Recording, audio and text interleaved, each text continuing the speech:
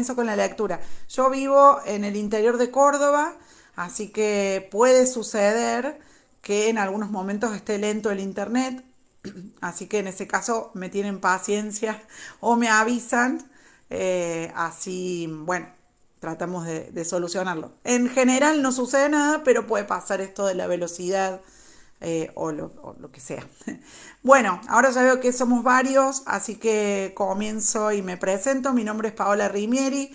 Además de encantarme la lectura y en particular la lectura y la serie de Outlander, les quiero contar que soy autora de Del Fondo. Mi cuarta novela publicada es Mágica Eva. Así que si alguno o alguna está interesada en leerla, aquí se las muestro para que la reconozcan y me pueden seguir ya sea acá en Facebook, pero sobre todo está mucho más actualizado el Instagram mío, así que es mi nombre, paola.rimieri, así que ahí pueden, como les decía, saber seguir algo más de mis novelas. Escribo romántico y bueno, eso, los invito a todos a leerme y también a comentarme si es que están interesados en conocer mis obras. Si a ustedes les parece, ahí yo voy viendo todos los mensajes. Si les parece, puedo empezar a leer hoy el capítulo 104. Así que ahí veo si les parece que podemos comenzar. Bueno, gracias Silvia. Bueno, ¿cómo les va? Hola Alicia, Miriam, Viviana. Si quieren, comenzamos entonces con la lectura. El capítulo 104 de este noveno libro, Cuéntale a las abejas que me fui. El puto general Blicker es el título del capítulo. Ben lo miró con una fría formalidad y dijo: General Blicker, para usted, señor. El comentario podría haberse tomado como una broma, pero desde luego no lo era ni se había formulado con esa intención. Blicker, repitió William con un tono casi de pregunta. De acuerdo, si es lo que quieres, pero ¿Ralph? El rostro de Ben se oscureció, pero él mantuvo la compostura. No es Ralph, repuso secamente, es Rafe. Uno de los nombres de Ben es Rafael, señaló Dottie con amabilidad, como si estuviera conversando mientras tomaban el té, como el de nuestro abuelo materno, que se llama Rafael Wattiswade. ¿Se llama?, preguntó William mirándola sorprendido. Yo creía que el padre de tu madre había muerto. Se volvió para mirar a su primo. De hecho, pensaba que tú estabas muerto. Dottie y Denzel intercambiaron una breve mirada marital.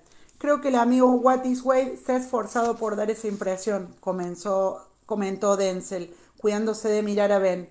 ¿Quieres sentarte, William? Ahí vino. Sin aguardar la respuesta, se incorporó y señaló con un gesto su silla vacía, para luego ir a buscar una licorera que estaba en una mesita cerca de la puerta. William hizo caso omiso tanto de la invitación como de la silla.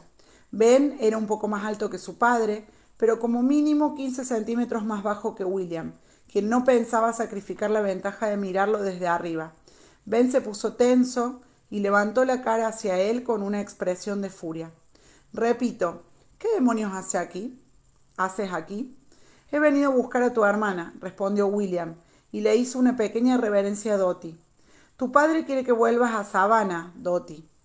Ahora que tenía la oportunidad de mirarla, pensaba que el tío Hal estaba en lo cierto. Estaba muy delgada y tenía círculos oscuros bajo los ojos. El vestido le quedaba demasiado holgado y, en resumidas cuentas, se veía como una pieza muy delicada de porcelana atravesada por una resquebrajadura y con un pedacito roto en el borde. Te dije que no deberías haberle escrito, le señaló ella en tono de reproche a Denzel, quien le entregó una copa de vino y, al darse cuenta de que William no pensaba aceptar la otra, se sentó y bebió un sorbo. Y yo te dije que debías volver a tu casa, respondió Denzel, aunque sin rencor. Este no es sitio para mujeres, y mucho menos para una que... Miró a Dottie y se interrumpió de repente. Un intenso rubor se había formado en las mejillas de ella y apretaba los labios con fuerza. William pensó que estaba a punto de echarse a llorar o de perforarle la cabeza a Denzel con el atizador que tenía a mano. Las probabilidades eran las mismas, concluyó, y se volvió hacia Ben, cuyas fosas nasales se habían puesto blancas. Salgamos, afirmó. Así podrás explicarme qué demonios estás haciendo y por qué. Y también por qué yo no tendría que volver directamente a Savannah y contárselo a tu padre, si te parece bien. Fuera hacía frío. El cielo estaba cargado de nubes bajas del color del plomo. William sintió que los ojos de Ben le perforaban los omóplatos. Por aquí, le indicó su primo abruptamente. William se volvió y vio que Ben abría la puerta de un gran cobertizo del que emanaba un envolvente olor caliente y espeso de humo y grasa. En el interior el olor era más intenso, pero hacía calor, y William sintió un cosquilleo de gratitud en las manos. Llevaba días con los dedos semicongelados. De unas vigas colgaban cuerpos de ciervos y cerdos, cuyas vetas de grasa gris y blanca se veían a través del lento movimiento del humo que se elevaba desde la zanja que estaba debajo de ellos. Había grandes agujeros de donde habían sacado carne, para alimentar a los oficiales que ocupaban la casa Wick. Supuso, y se preguntó cómo pensaba Washington dar de comer a su tropa durante el invierno.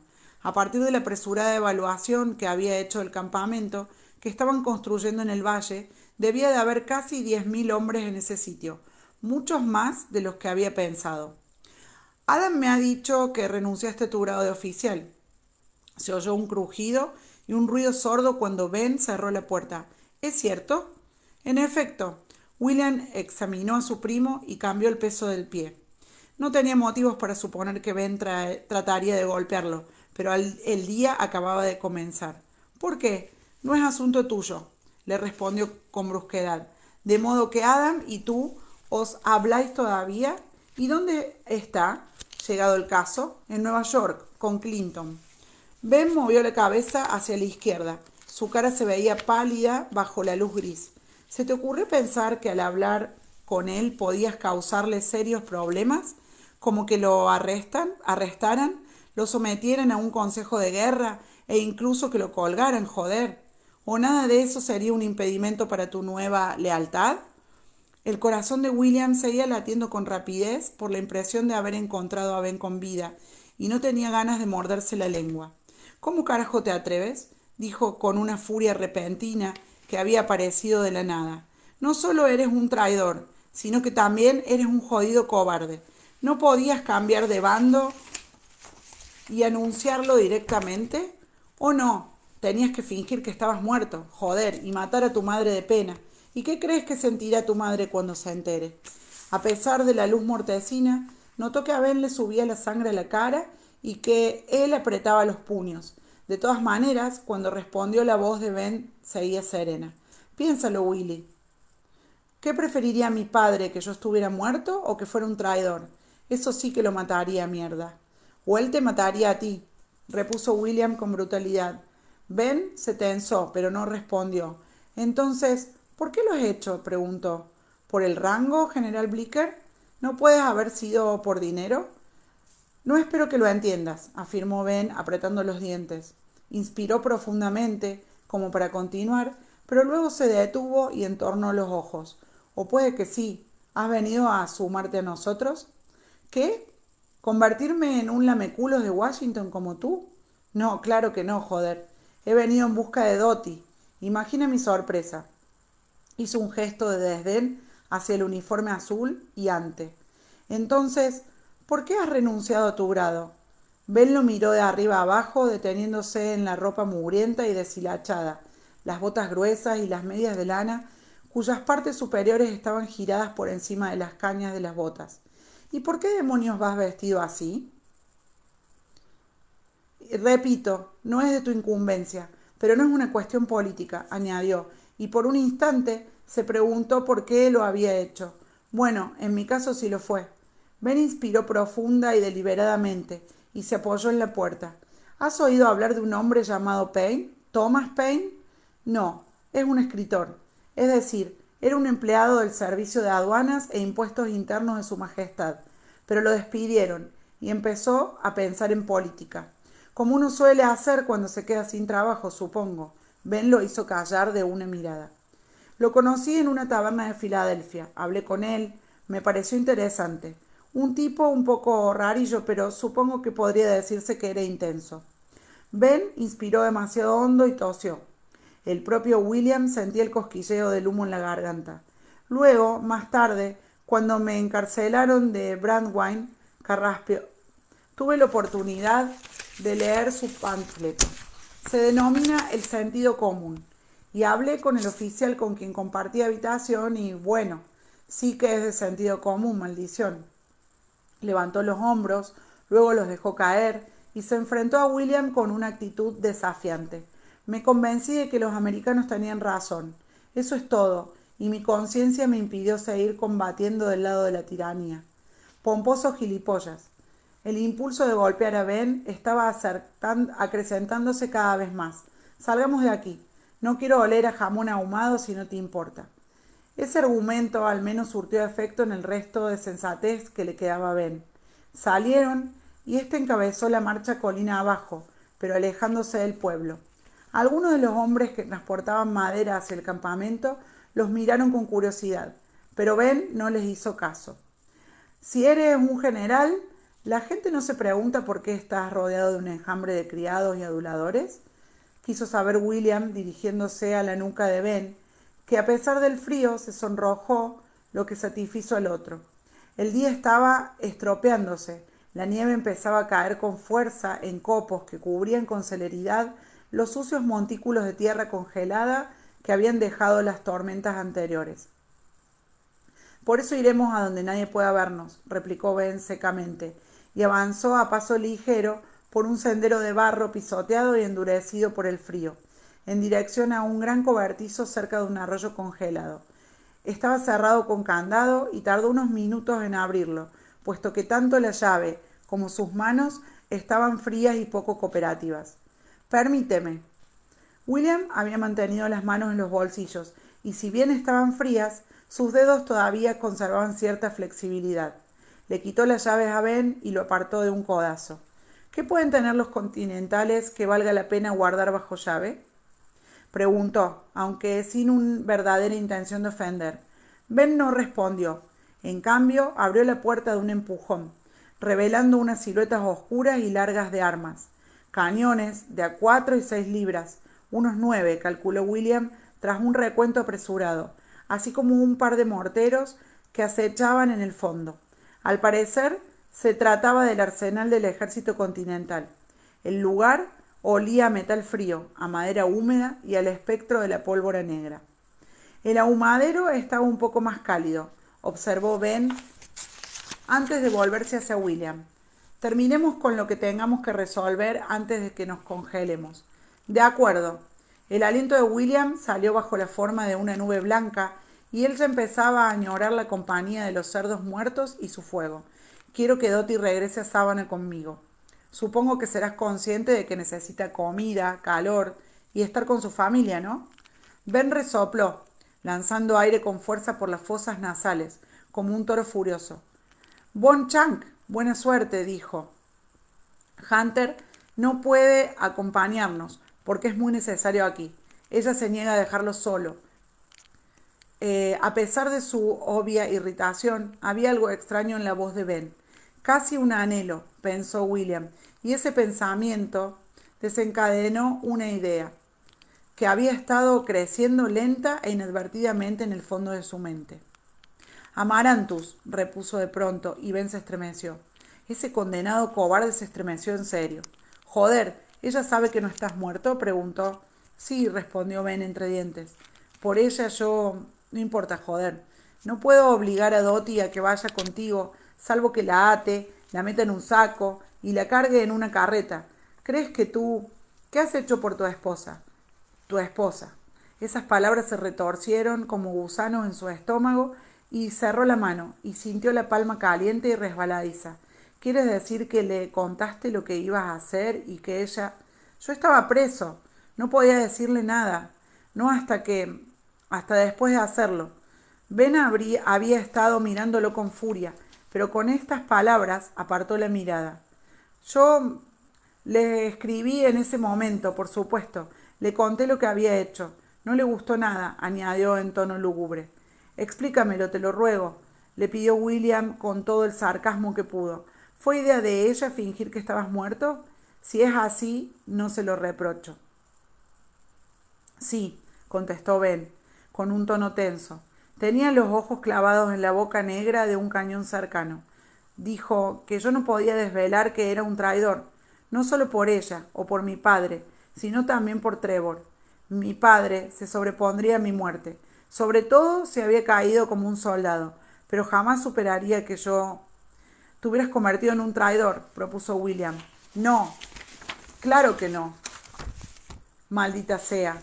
Y al pequeño Trev tampoco le haría la vida muy fácil como tu heredero, una vez que fuera lo bastante mayor para entender lo que la gente diría sobre ti. Y sobre él. Has salpicado a toda tu familia con tu mierda, ¿verdad? De pronto sentía cómo un calor ascendía por su cuerpo y le hacía hervir la sangre. Cierra la boca, replicó Ben. Por eso me cambié el nombre e hice anunciar oficialmente que estaba muerto. Por el amor de Dios. Incluso llegué a poner una lápida en el campamento de Middlebrook con mi nombre, por si a alguien se le ocurría ir. A alguien se le ocurrió, dijo William con el pecho lleno de ira. A mí, maldito cabrón. Yo desenterré el cuerpo de la tumba en plena noche bajo la puta lluvia. Si no hubieras escogido a un ladrón en tu lugar, tal vez te habrías salido con la tuya, maldito seas. Y juro por Dios que habría sido mejor. Debajo de la ira sintió un dolor agudo en el pecho, justo donde había estado el escarabajo Hércules y donde Amaranthus había posado su largo y delgado dedo. Tu esposa. No es de tu incumbencia, joder, gruñó Ben con la cara roja. ¿Por qué tuviste que entrometerte? ¿Y qué hay de mi esposa? ¿Qué demonios tienes tú que ver con ella? ¿Quieres saberlo? Preguntó William con una voz grave y venenosa. Se inclinó hacia Ben apretando los puños. ¿Quieres saber lo que tengo que ver yo con ella? Ben golpeó con fuerza en el vientre.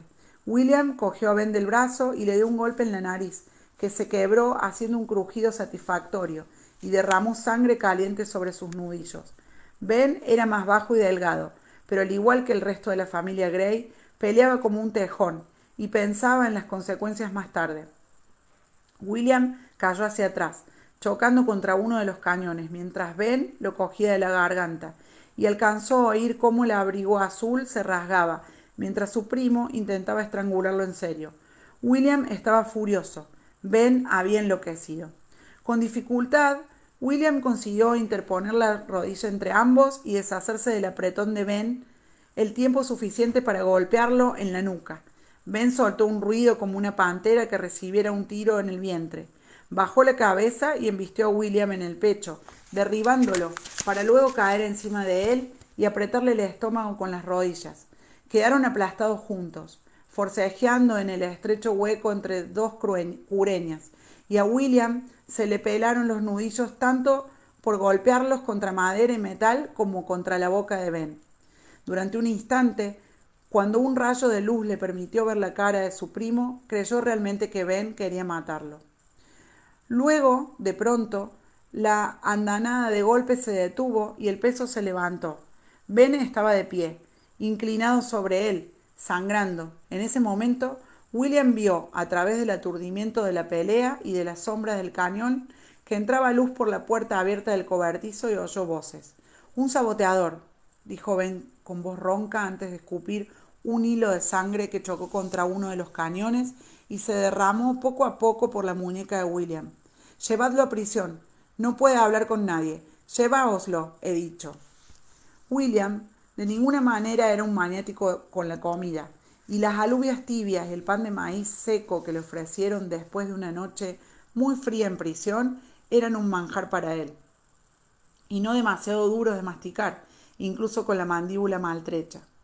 Era una verdadera prisión, aunque pequeña, constituida por un bloque que contenía media docena de celdas de ladrillo en el interior de una empalizada y una caseta para los guardias en el exterior. No había más que un agujero de 15 centímetros entre los ladrillos para dejar que penetraran la luz y el aire, y daba la impresión de que la celda podría haber estado hundida en el mar en pleno invierno, a juzgar por lo fría, oscura y húmeda que era. inundada por unos remolinos de niebla que parecían proceder del otro mundo. Pasó el último pedacito de pan por el plato de madera y luego se lamió el jugo de las alubias de los dedos. Podría haber comido una ración 3 veces mayor si hubiera estado disponible, pero en la situación en la que se encontraba, terminó bajando la comida con un cuarto de la muy escasa cantidad de cerveza que le habían proporcionado. Eructó, se ajustó el cinturón y se sentó a esperar que el banco de madera que conformaba el único mobiliario, y se sentó a esperar en el banco de madera que confortaba el único mobiliario de la celda. Tenía muchos hematomas y rasguños, y cuando respiraba le dolían las costillas, pero había dormido toda la noche de lo extenuado que estaba, y por la mañana se lavó la cara con el agua de un cubo sin rechistar, a pesar de que había tenido que romper una dura capa de hielo de 3 centímetros de espesor. Sus pequeñas lesiones no le preocupaban demasiado, si acaso le servían como recordatorio de su primo Ben. Como era lógico, Ben tendría que ejecutar a William por saboteador. Eso era obvio, puesto que también era la única forma de impedirle que revelara la sórdida verdad sobre el brigadier Blicker.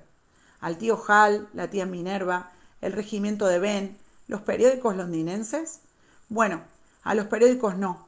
Si el escándalo se divulgaba abiertamente, como ya le había explicado el jodido brigadier Blicker, toda la familia quedaría destruida. Tampoco había exagerado cuando le había dicho a Ben que iba a meter a Adam en problemas. ¿Qué espera a que Sir Henry se enterara de que Adam había estado conversando a escondidas con un combatiente enemigo? Porque si seguía haciéndolo, lo averiguaría, y el hecho de que el enemigo en cuestión fuera el hermano de Adam no haría más que empeorar la situación. Si eso se llegaba a saber, todos supondrían que Adam también era un renegado y que pasaba información a su hermano. Creyó recordar con vaguedad que su padre le había dicho que un secreto seguía siendo un secreto mientras solo una persona lo conociera. El recuerdo le llegó acompañado de la visión de un cielo de un intenso color lavanda y con Venus convertido en una brillante piedra preciosa justo sobre el horizonte. Era eso. Estaban en el muelle de Monte Josiah, mirando salir las estrellas mientras Manuke limpiaba y asaba al pez que acababan de pescar.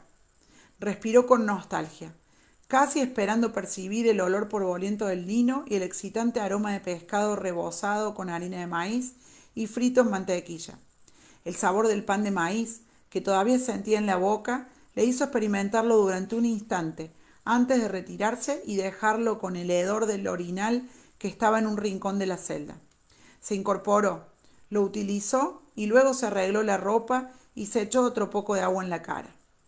De lo único que estaba seguro era de que no tendría que esperar demasiado. Ben no se atrevería a dejarlo allí durante mucho tiempo, porque la gente podría empezar a sentir curiosidad. ¿Y no se te ha ocurrido nada mejor que llamarme saboteador?, dijo en voz alta, como hablándole a su primo. Eso hará que todos tengan curiosidad, idiota. A William también le intrigaba lo que podría ocurrir, pero de hecho no estaba demasiado preocupado por la posibilidad de que Ben lo mandara a ejecutar, por mucho que le gustaría hacerlo. La mente de William se detuvo en la imagen de la cara de Ben cuando Amaranthus entró en la conversación. Sí, en realidad había querido matar a William allí mismo y no había duda de que seguía deseándolo.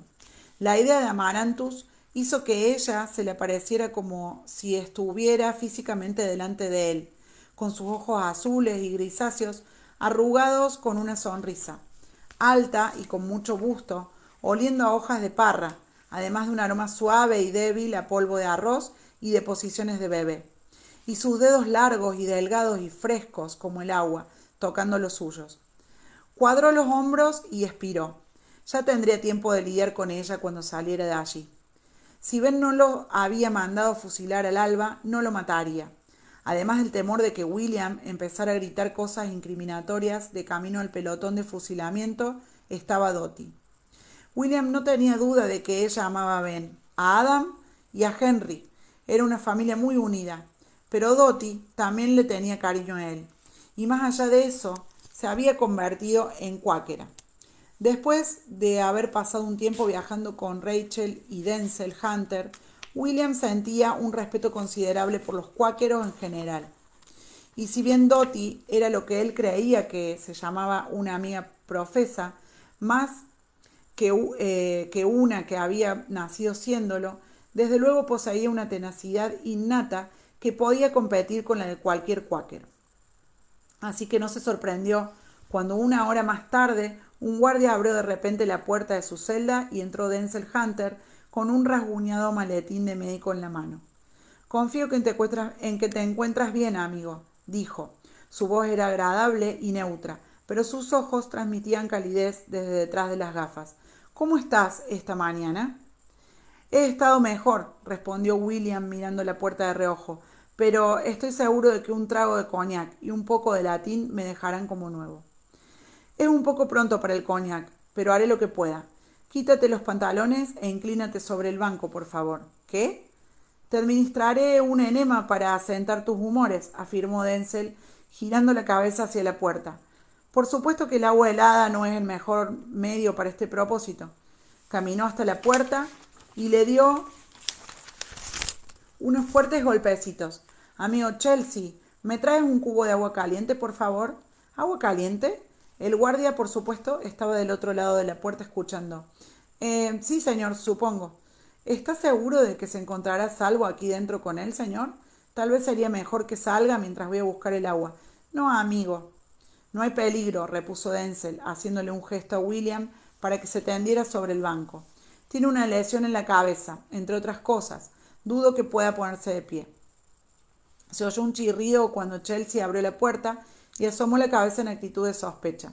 William emitió un débil gemido y empezó a desvanecerse, llevándose una mano a la frente y dejando caer la otra por el borde del banco y de una manera más o menos lánguida.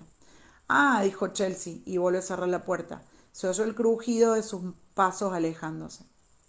No la has cerrado, susurró William tras sentarse abruptamente. ¿Debo huir? No, no llegarías lejos y no es necesario. Dottie está dándole el desayuno a Ben y convenciéndolo de que lo mejor es que ordene que te trasladen al cuartel del general Washington, que está en la casa de los Ford en Morristown. Yo tengo que administrar inoculaciones de viruela en la iglesia esta tarde. Por lo tanto, insistiré en acompañarte a ver a Washington para ayudarte con tus dolencias. En ese momento se detuvo, examinó a William, sonrió brevemente y negó con la cabeza. Los golpes que tienes parecen convincentes. Creo que, por desgracia, podría sufrir un derrame en el cerebro y morir como resultado antes de que lleguemos a donde está el general. ¡Qué buen médico eres!, exclamó William. ¿Deberías tener un ataque y sacar espuma por la boca para que sea más creíble? Me parece que gemir en voz alta y cagarte encima será suficiente. Bueno, vamos a pasar al 105, que se llama 650 kilómetros para pensar. Las carreteras eran o nieve sucia y semiderretida o un fango que llegaba hasta las rodillas, mientras que los capullos de los árboles estaban marrones, pegajosos y muy próximos a las ramas, negándose a dejar que ni una sola hoja asomara en ese clima inhóspito. De todas maneras, William percibía una inquietud en la atmósfera, la sensación de algo vivo y salvaje que se movía en el aire entre los blandos y grandes copos de nieve. Después de separarse de Denzel en Morristown, se resistió al fuerte impulso de desviarse hacia Monte Josiah al llegar a Virginia. De todas maneras, lo que necesitaba en ese instante no era ni soledad ni un momento de reflexión. Su elección era clara, y todo lo que tenía que pensar podía hacerlo sobre el lomo de un caballo. Había tenido casi 650 kilómetros y 3 semanas de trayecto para decidir y no le habían bastado. Qué bien que todavía me quedan otros 650 kilómetros para pensar, se dijo con tristeza antes de desmontar y levantar la pata delantera izquierda de la yegua que se había quedado atascada en el barro. Betsy estaba coja y William esperaba que fuera solo una piedra, no un desgarrón o una pequeña fractura en el hueso. La idea de tener que sacrificarla y dejársela a los lobos y zorros era peor que la de tener que caminar otros 50 kilómetros por el hielo y el barro, aunque no mucho peor. Betsy era una yegua obediente y permitió que William le apretara la pata, le palpara el hueso de la caña y le masajeara con delicadeza la articulación del metacarpo. Por el momento todo iba bien. Con los dedos escarbó entre el espeso barro congelado que se había endurecido alrededor de la pezuña de la yegua, metió el pulgar en la ranilla y allí estaba, una piedra afilada que se había clavado con fuerza justo debajo del borde. Buena chica, dijo resoplando de alivio. Por fin consiguió sacar la piedra y caminar junto a MacIver durante un rato, pero el animal parecía sano y no tardaron en reanudar el paso habitual, yendo lo más rápido que el camino permitía. Cansado de pensar y hambriento, William dejó por el momento todas sus preocupaciones, excepto la de llegar a una aldea antes de que cayera la noche. Lo logró y una vez que se encargó de Betsy, comió una cena decente. Se retiró a una habitación sin chimenea y con una cama fría y húmeda que tenía un colchón relleno de mohosas hojas de maíz y reanudó sus cavilaciones. ¿Primero a quién? Cada día le había dado 1.000 vueltas a ese tema, hasta que le zumbaba la cabeza y la carretera se desdibujaba delante de sus ojos. Tendría que hablar con todos ellos, pero ¿a quién debía contárselo primero? Lo lógico sería que fuera el tío Hal. Benjamin era su hijo, tenía que saberlo, pero la idea de contárselo a su tío, de contemplar su rostro demacrado en el momento en el que se enterara, William había oído a más de un padre inglés declarar implacablemente que prefería que su hijo estuviera muerto antes de que fuera un cobarde o un traidor. Se preguntó cuánto lo dirían en serio y si el tío Hall sería uno de ellos. Incluso había pensado en ir a ver primero a su propio padre, contarle todo a papá, pedirle consejo y le dio un puñetazo al mullido colchón. ¿A quién trataba de engañar? Lo que quería era pasarle el peso de esa información a su padre y que fuera él quien se lo contara al tío Hall. Cobarde, murmuró, y se dio vuelta en la cama sin poder serenarse. Se había tumbado en la cama totalmente vestido y con el abrigo puesto. Tan solo se había quitado las botas. Cobarde. Aunque no había tomado ninguna decisión consciente, poco a poco iba teniendo claro lo que había que hacer. Y ahora, en esa habitación húmeda, oscura y sin chimenea que olía a transpiración congelada y a carne quemada, esa palabra terminó por proporcionarle la respuesta. Ella. Tenía que ser ella. Trató de convencerse de que era lo correcto. Amaranthus era la primera que debía saber que había descubierto a Ben para que pudiera dar los pasos necesarios para protegerse una vez que supiera la verdad. Pero ya estaba harto de las mentiras y de mentir, y de ninguna manera pensaba mentirse justo en ese momento. Ella lo había tratado como un tonto y había estado a punto de arrastrarlo a su red. Quería contárselo a Amaranthus porque quería verle la cara cuando lo hiciera. Una vez tomada la decisión, se durmió y soñó con escarabajos de diminutos ojos rojos. William se quitó el abrigo por primera vez cuando llegó a New Bern. Llovía, pero era una lluvia suave que olía a primavera.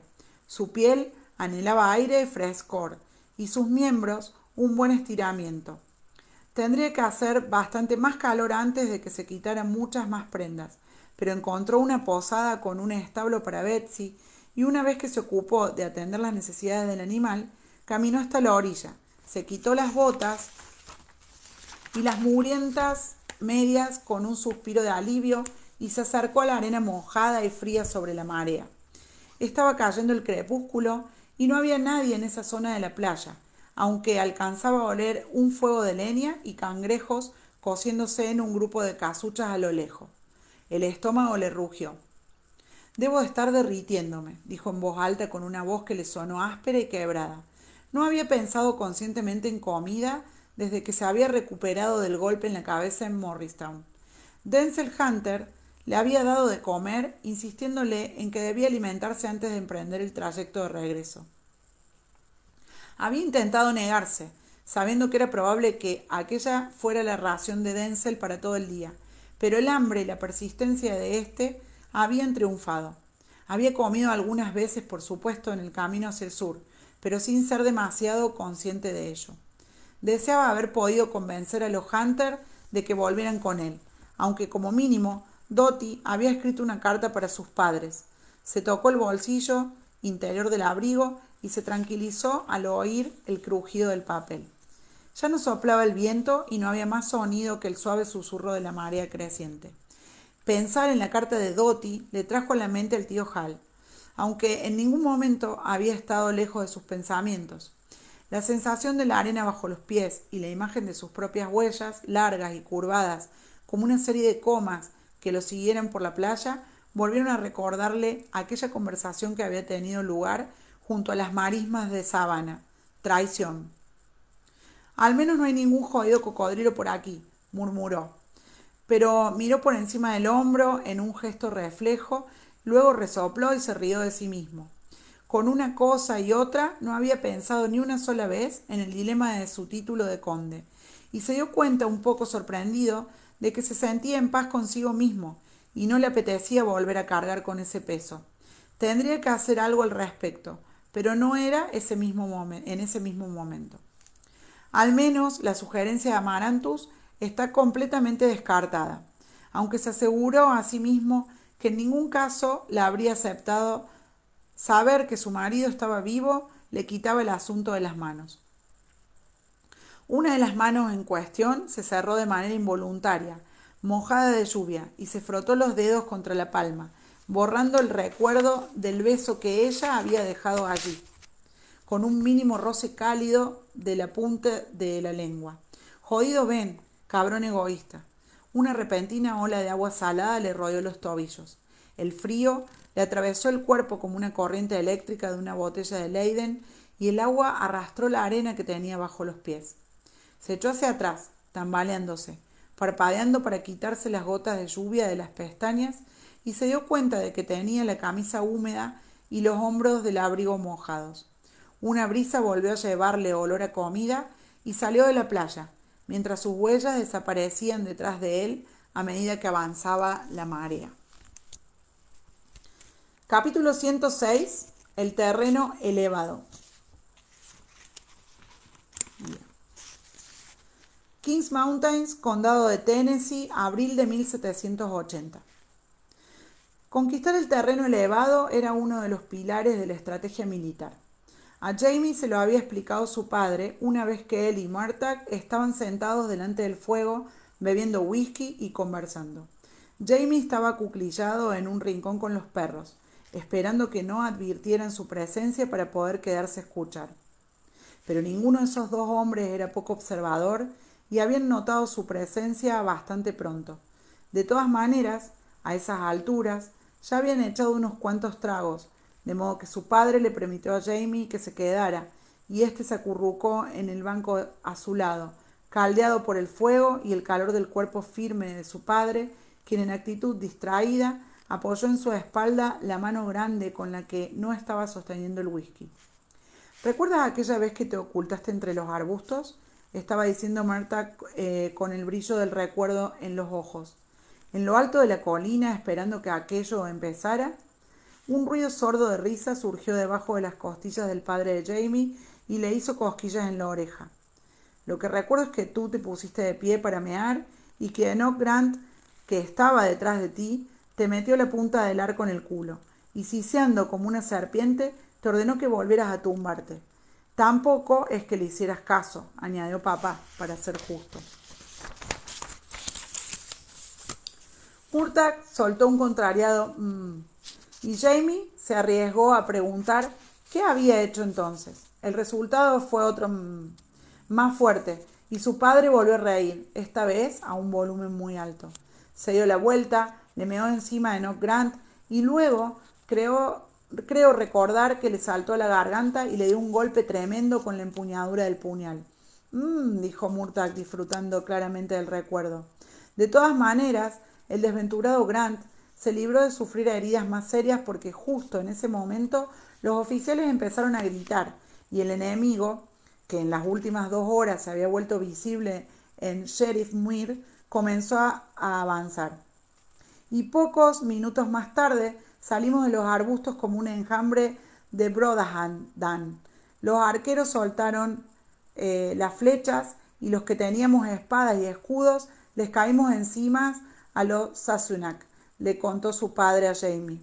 Y lo útil que fue estar en el terreno elevado, repuso Murtagh con el ceño fruncido. Uno de nuestros propios hombres estuvo a punto de clavarme una flecha en la espalda. Me atravesó la manga de la camisa. Bueno, pero le measte encima de Nock Grant, observó papá en tono razonable. ¿Qué esperabas?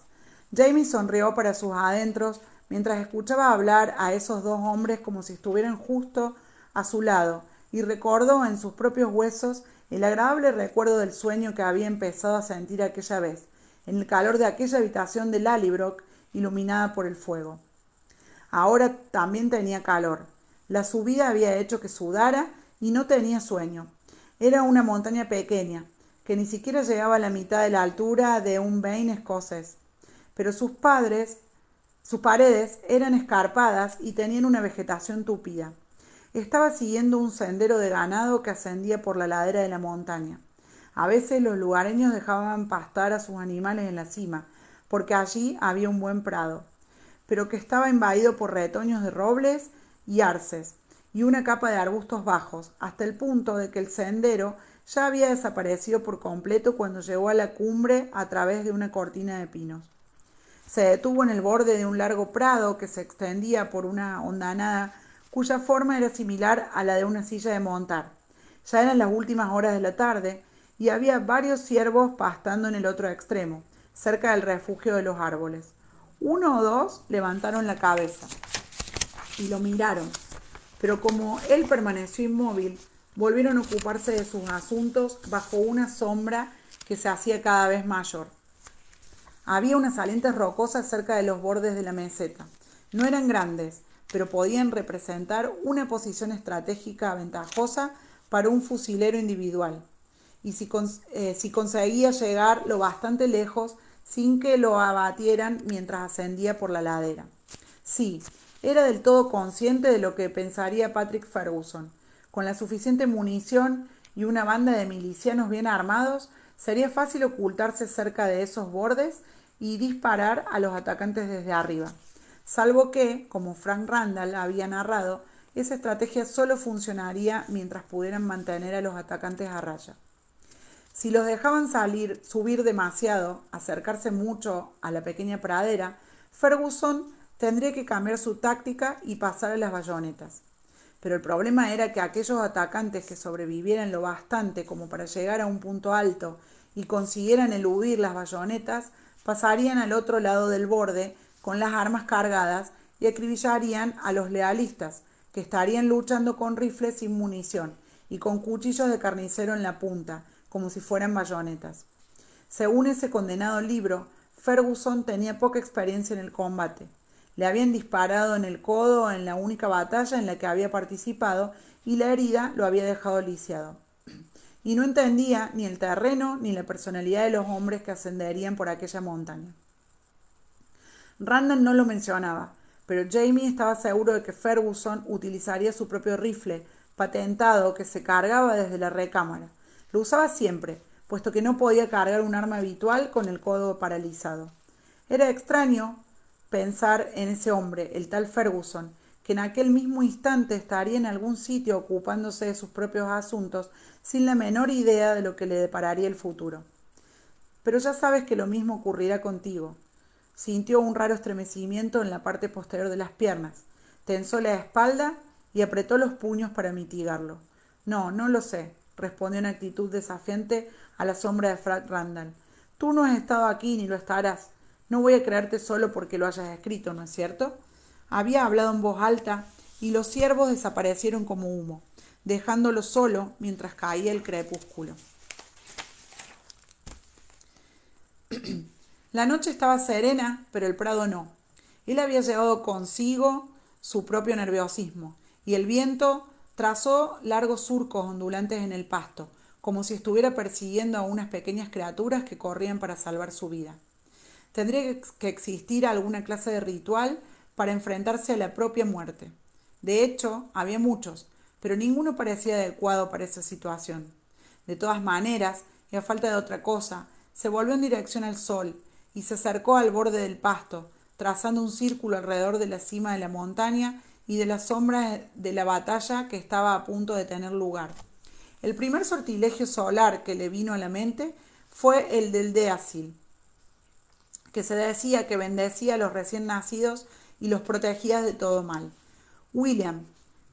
Claro que William siempre allí, en el fondo de la mente, en las cámaras más recónditas del corazón.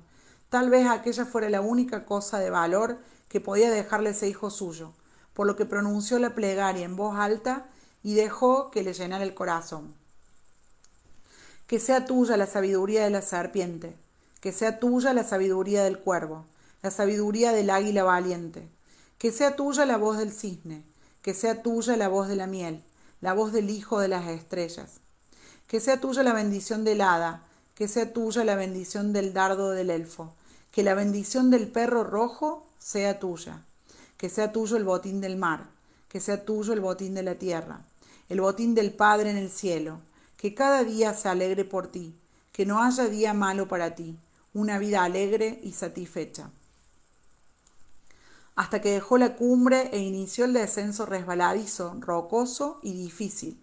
Entre el remolino de las hojas recién caídas de los arces, no se le ocurrió hasta qué punto esa bendición, de hecho, había sido formulada para él. ¿Acaso alguno de sus padres se le había dicho cuando era pequeño? Una vida alegre y satisfecha, murmuró para sí mismo, dejando que la paz lo llenara. Nada más acceder al pie de la montaña, se preguntó si, cuando llegara su hora, su padre o su madre estarían allí para recibirlo. O tal vez Marta, dijo, y sonrió al pensarlo.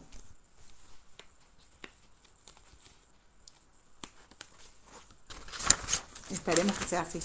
Bueno, vamos a pasar a la quinta parte, volver volando a casa, y el último capítulo que me queda para leer a mí hoy es el 107, acostado en un pesebre.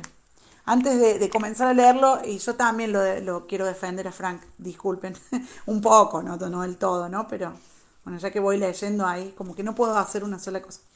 Bueno, capítulo 107, acostado en un pesebre. Cerro de Fraser. Durante el verano habíamos adquirido 2 vaquillas de 1 año de edad, una blanca con manchas negras y la otra roja con manchas blancas. Según Mandy, se llamaban Mumu y Rosadita, pero Jamie, que había estado hojeando mi manual Merck de diagnóstico y terapia, las había apodado Lepra y Rosácea. Jamie señaló que no tenía mayor importancia cómo se llamaran, puesto que jamás se había encontrado con ninguna vaca que respondiera a su nombre. Él, por su parte, la llamaba White y Van, roja y blanca en gaélico. En ese momento estaba espetándole a la roja una frase en gaélico que traduje más o menos como hija malnacida de una oruga venenosa, pero tal vez no puede captar los matices más delicados de la frase. No es culpa de ella, dije en tono reprobatorio. Él hizo un ruido en escocés que sonaba como el de una mezcladora de cemento y apretó los dientes. Había introducido un brazo hasta el codo en el trasero de Rosácea y a la oscilante luz del farol su cara estaba tan roja como la piel de ella. Y era cierto que no era culpa de la pobre vaca. La habían fecundado muy joven y le estaba costando mucho parir a su primer ternero. Pero yo tampoco lo culpaba a él. Llevaba 1/4 de hora tratando de agarrar 2 de las patas del ternero para poder sacarlo, pero Rosy estaba asustada y no dejaba de sacudir el trasero.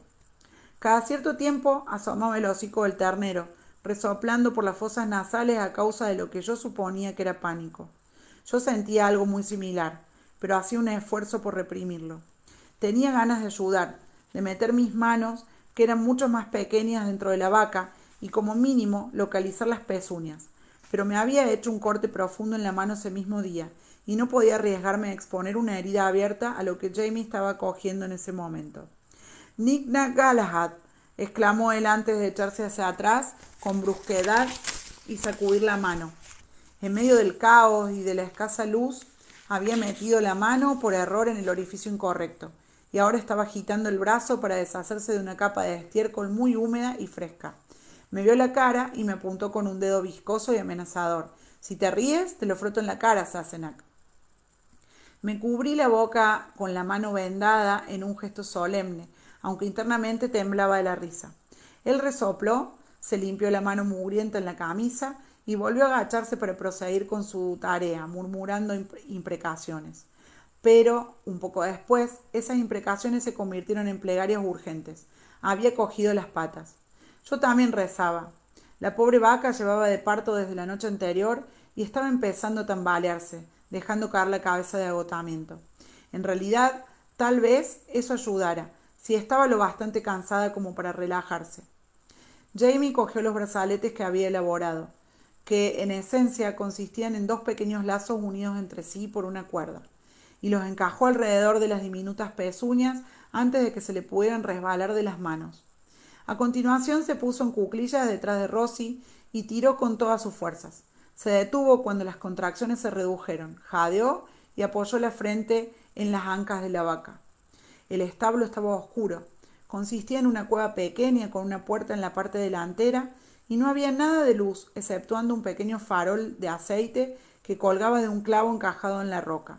De todas maneras, pude percibir la oleada de una nueva contracción que estaba a punto de empezar y me incliné hacia Jamie tratando de ayudarlo, insuflándole mi propia energía. Jamie clavó los pies con fuerza en el heno y tiró, con un esfuerzo que hizo que soltara un ruido inhumano y con una especie de blando y húmedo glorp.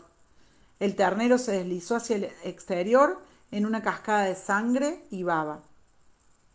Jamie se levantó poco a poco, jadeaba por el esfuerzo, tenía la cara y la ropa llenas de manchas oscuras de sangre y excrementos, pero sus ojos no se apartaban jamás del ternero, y su rostro estaba iluminado con la misma alegría que sentí yo cuando vi que la madre primeriza, que estaba bastante plácida considerando los acontecimientos recientes, olfateaba a su nueva cría y luego empezaba a lamerla con unos movimientos largos y rítmicos de la lengua.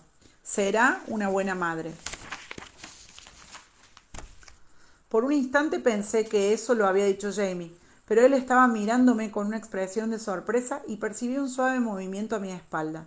Me di vuelta con un pequeño grito y vi a un hombre que había entrado en el establo sin hacer ningún ruido. ¿Quién demonios? Empecé a decir mientras buscaba a tientas un arma, pero Jamie había levantado la mano para saludarnos. Señor Crabtree, dijo, e hizo una pausa para pasarse el antebrazo por la cara llena de sangre y baba. Confío que tanto usted como su familia se encuentren bien. Están bastante bien, respondió el joven, lanzando una mirada de recelo hacia mí y la pala de madera que había cogido. Y me gustaría aprovechar la oportunidad para darle las gracias, señora. Por mis bebés, quiero decir. Oh, repuse con cierta perplejidad. Crabtree. Poco a poco ese nombre fue trayéndome fragmentos de recuerdos. El olor fecundo del establo, la inundación de sangre y líquido del parto me transportaron aquella noche atemporal en una pequeña cabaña, a los esfuerzos interminables y al instante eterno en que tuve una pequeña luz azul en las manos y recé con cuerpo y alma para que no se apagara. Trae saliva. No faltaba más, señor Crabtree, contesté. Aarón, ese era el nombre del desagradable padrastro de Agnes, Aarón Crabtree. Le dediqué una expresión mucho menos amable, pero él no se dio cuenta, puesto que había centrado la atención en Jamie y en la escena que se desarrollaba delante de nosotros. Buen trabajo, hombre, le dijo a Jamie refiriéndose a Rosie y su ternero, mientras este último le devolvía la mirada con los ojos bien abiertos y una expresión de asombro con el pelo desordenado en todas las direcciones, casi tan bueno como el de su esposa. Time, afirmó Jamie. Se inclinó para recoger la mugrienta toalla de hilo y se limpió la cara mientras se incorporaba. ¿Qué lo trae a esta hora de la noche, señor Crabtree? He venido antes, pero usted estaba sentado a la mesa, respondió Crabtree encogiéndose de hombros. Estaba con la vieja bruja, no podía hablar delante de ella. Jamie me lanzó una mirada de reojo y se quedó inmóvil, mientras se limpiaba lentamente las manos. Hable ahora, dijo. Es por el hijo de la vieja bruja, Cunningham. ¿Sabía que está en negociaciones con las aldeas Cherokee justo al otro lado de la línea? Jamie sintió con los ojos clavados en la cara de Crabtree. Era mestizo, un hombre apuesto, de pelo largo, sedoso y castaño, aunque con una curva petulante en la boca. No todos lo escuchan, le aseguró Crabtree, pero tiene algunos hombres en esa zona, unos 20, que están dispuestos a seguirlo. Lo llama su milicia, pero es evidente que jamás ha peleado con indios. Caso contrario sabría lo que le conviene. De todas maneras, ellos aceptan sus armas, su pólvora y sus medallas, y es probable que hagan lo que él les pida durante un tiempo. ¿Y qué es lo que les pide? Jamie había dejado de limpiarse las manos y estaba retorciendo la toalla entre ellas. Eso no lo he averiguado a través de él, explicó Clautry, inclinándose hacia adelante y bajando la voz, sino de dos hombres de Kyokwee, a quienes él les paga. Hay un oficial casaca roja llamado Ferguson que se dedica a recorrer las montañas reclutando milicianos lealistas y arrestando a los rebeldes, ahorcando a hombres y quemando casas. Cunningham le escribió una carta a Ferguson mencionando su nombre y comentándole que debía venir hasta aquí con sus tropas, porque usted es como un cacique para los rebeldes y vale la pena hacer el esfuerzo de quitarle el pellejo. De pronto pareció que no había aire dentro del establo, pero después de un momento James inspiró profundamente y expiró poco a poco. ¿Sabe cuándo?, preguntó en tono calmo. Clautry se encogió de hombros. En cuanto a Ferguson, no lo sé. Me parece que tiene muchas cosas de las que ocuparse donde se encuentra ahora, pero Cunningham se ha cansado de esperar una respuesta. Los hombres con los que he hablado dicen que tiene la intención de arrestarlo a usted él mismo y llevárselo a Ferguson, para que él pueda hacer un espectáculo de su ahorcamiento, según ellos. Se miró las manos y dobló los dedos mientras contaba. 8 días a partir de ayer. Cunningham está esperando a un tipo que se llama Partland, que viene de 96 con más hombres. Los ojos de Jamie se encontraron con los míos y supe que los dos estábamos pensando lo mismo. Al cabo de 7 noches sería la noche de logia. Si venían a buscar a Jamie, sería el momento lógico para hacerlo. Había por lo menos 320 kilómetros entre 96 y el cerro, pero era muy posible que Partland y sus hombres llegaran a tiempo. Maldita serpiente, exclamé. Estaba alarmada y furiosa, pero no cabía ninguna duda de que la furia era la principal de esas emociones. ¿Cómo se atreve? Bueno, es cierto que le quité las armas, señaló Jamie en tono sereno. Te dije que eso les molestaría. Miró a Aaron con expresión reflexiva y se pasó distraídamente el dorso de la mano por la boca. Hizo una mueca, se frotó la mano en los pantalones y escupió sobre el heno. Sí, dijo, me ha hecho un favor, señor Clautry, y no lo olvidaré. Dígame, ¿conoce a un hombre que se llama Scotchy Cameron? Aaron estaba recorriendo el establo con la mirada, interesado, pero ese nombre hizo que prestara atención. Todos lo conocen, lo informó centrando todo su interés en Jamie. Un superintendente indio, ¿no, amigo suyo? Hemos compartido una pipa alguna que otra vez. Yo fui agente indio durante un tiempo. Miré a Jamie de soslayo. Yo sabía que fumaba con los Cherokee cuando los visitaba, pero jamás le había preguntado qué clase de conversación tenía lugar en esos casos. De la misma manera, tampoco había visto nunca a Alexander Cameron, pero al igual que todos, había oído hablar de él. Era un escocés que se había casado con una india y había decidido vivir con ellos, cazando y comerciando. Pero tras la renuncia de Jamie, se había convertido en superintendente indio, y como el hecho de que Jamie era un rebelde ya era muy conocido, este era un gesto de cortesía. Había decidido no tratar de expulsar a Scotchy de sus negociaciones por las tierras de los Cherokee. De todas maneras, Cameron seguía siendo respetado. Según me había explicado Jamie, lo conocían en todas partes y se fiaban de él. ¿Sabe de dónde está ahora?, preguntó Jamie. Aaron frunció los labios, pensando, ¿estará tratando de recordar dónde está Cameron?, me dije, o preguntándose qué ventaja puede sacar de esta situación. Sí, respondió, aunque con un tono de duda en la voz. Se rascó la cabeza para aclararse las ideas. Vive con la gente de las colinas, pero la semana pasada estuvo en Ensanji, así que es probable que venga a Kyokwee. Es allí donde vivimos, añadió volviéndose hacia mí. Susana, los pequeños y yo. Parecía querer justificarse conmigo, tal vez recordando, como desde luego recordaba yo, que había abofeteado a Agnes la noche en que su madre dio a luz, y quizás tuviera miedo de lo que Agnes pudiera haberme contado sobre él. Me alegra saber que tiene un sitio donde vivir, le comenté con una sonrisa un poco tensa. Por favor, dele mis recuerdos a Susana y dígale que si vuelve a necesitar algún doctor, que me mande llamar. Su expresión se hizo más ligera y asintió con un gesto. Muy amable de su parte, señora. ¿Quiere que encuentre a Scotchy y le explique su problema, señor? Le ofreció a Jamie con una mirada ingenua. Tal vez él pueda convencer a cualquiera de los Cherokee que tengan trato con los lealistas. Sí, repuso Jamie. Echó una mirada rápida a las vacas, pero el ternero recién nacido ya había conseguido ponerse de pie y estaba sacudiendo la cabeza. Asintió para sus adentros. Luego se agachó y recogió la toalla mugrienta que había utilizado. Acompáñenos a casa. ¿Le parece bien, señor Clautry? Mi esposa le preparará algo para comer mientras yo escribo una nota para Scotchy. También podemos encontrarle una cama, si lo desea. Clautry negó con la cabeza. Me gusta caminar por la noche, se limitó a responder. La noche habla conmigo, pero no me negaría una copa y un bocado, señora. Yo había subido a nuestro dormitorio después de servirles a Jamie y al señor Clautry una bandeja de panecillos rellenos de queso y mi versión provinciana de Branston Pickle. Pero no tenía ganas de dormir. Una sensación de frío me había ascendido por la columna vertebral al escuchar la historia de Aaron y no había disminuido lo más mínimo, aunque mis entrañas palpitaban con el calor de la ira. Había tratado de distraerme leyendo Las dos torres que Jamie había dejado al lado de la cama, pero me imaginaba todo el tiempo al capitán Cunningham como él a la araña, con un sombrero con encaje dorado y preguntándome si debía bautizar a mi jeringa con el nombre de Dardo. Por los clavos de Roosevelt, murmuré. Dejé el libro a un lado y salí de la cama. El suelo estaba frío, pero no me importó.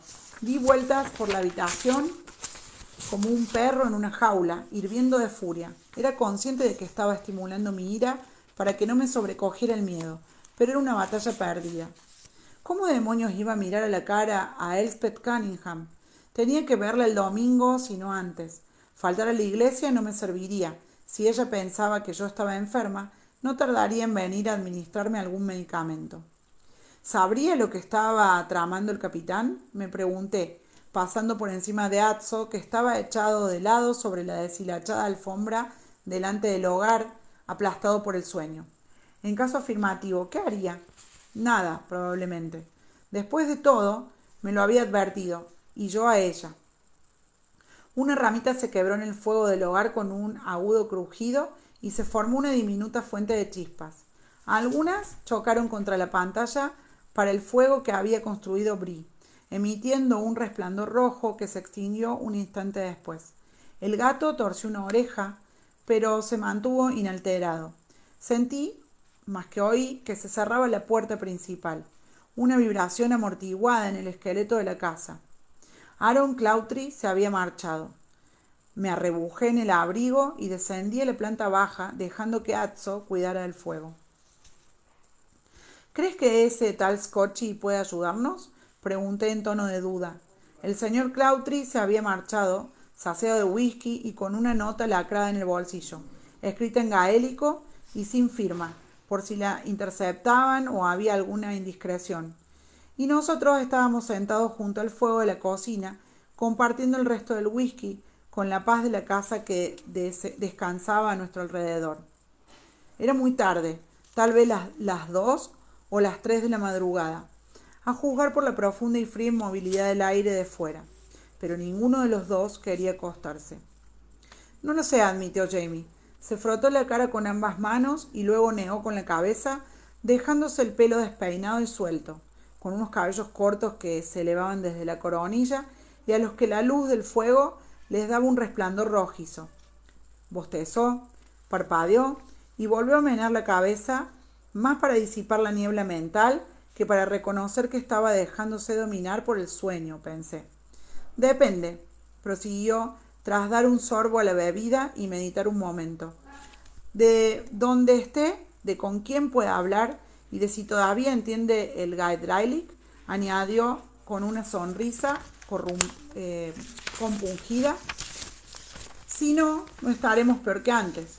Si tenemos suerte, tal vez él quiera averiguar quiénes de los Cherokee han hecho tratos con Cunningham e incluso decirle 1 o 2 palabras al jefe de la aldea en cuestión. Asentí, dudosa. El territorio Cherokee era una región extensa, con cientos de aldeas. Por otra parte, en esa zona, Jamie era muy conocido como el agente indio anterior a Scotchy, y yo suponía que, si bien era posible que los cómplices de Charles Cunningham estuvieran familiarizados con alguno de los jefes cherokee, el propio Cunningham casi seguro que no lo estaba.